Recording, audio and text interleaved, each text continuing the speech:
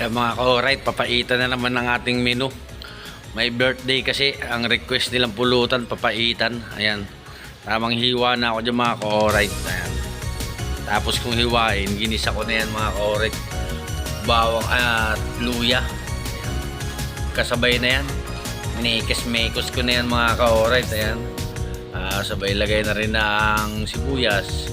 Ayan. Pag medyo golden brown na yung mga rekado natin na yung mga ka-alright, ilagay na natin yung laman loob ng baka, pagpapaitan natin. Ayan ang mga ka-alright. Ayan. Lagay na natin yan para masangkot siya na siya. Ayan. At lagyan na rin natin yung ka-alright ng bacon at saka paminta. Ayan. Ayan. Lagyan ko na rin ng dalawang plastic. Ayan. Pipiso na bacon at saka paminta. Ayan mga ka-alright. Ayan. Sasangkot siya lang natin yung mga ka-alright at hintayin natin siyang maigahan. Pagka medyo naiigahan na yan mga ka-alright, alam na, lagyan na natin ng sabaw yan. Yung sakto-sakto lang. Dahil may okasyon tayo ngayon mga ka-alright, birthday nga pala ni Mrs. Ayan, lulutuin natin. Request ng mga tropa. Pampulutan daw. Hard lang ang titirahin natin para sakto-sakto dyan. Ayan mga ka-alright, sinangkutsa ko na sinangkutsa yan.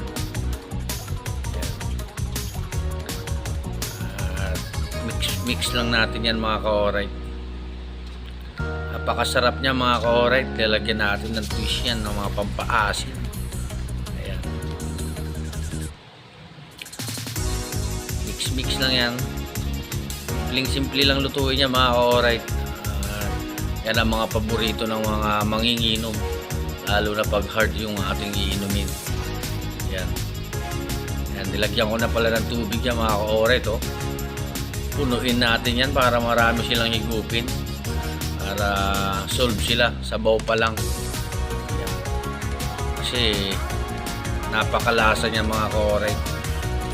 Sabaw lang ang habol natin dyan. Dinagdagan ko pa, pinuno ko na yung mga ka-alright.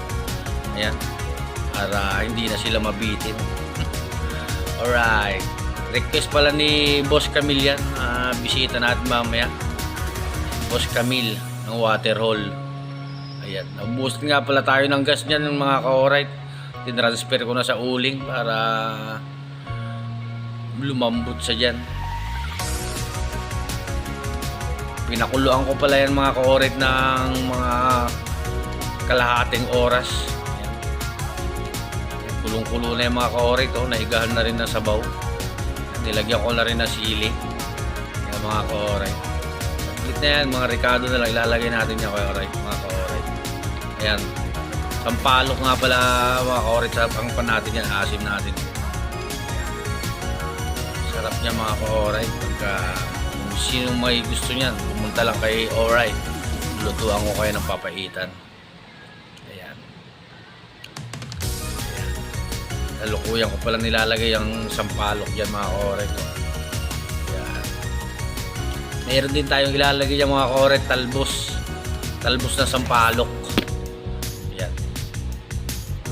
Malapit na rin yung maluto mga ka-alright. Ayan. Talbos na sampalok mga ka-alright. Try nyo yan pag nagluto kayo ng papaitan. Talagang napakasarap nyan. Pag kinagat nyo yung dahon nyan, talagang may asim-asim. Lalagay ko na nga rin pala mga ka-alright yung pait dyan, yung pait dyan. Abdo kasi yung pait dito sa Manila mga ka-alright. Hindi katulad sa probinsya, kung talagang tataitan niya kung tawagin, galing sa laman loob talaga niya. Yan, abdo kasi yan mga ka-alright, yung pait nila rito sa Manila. Yan. Paluto na rin yan mga ka-alright, kunting kulo na lang yan.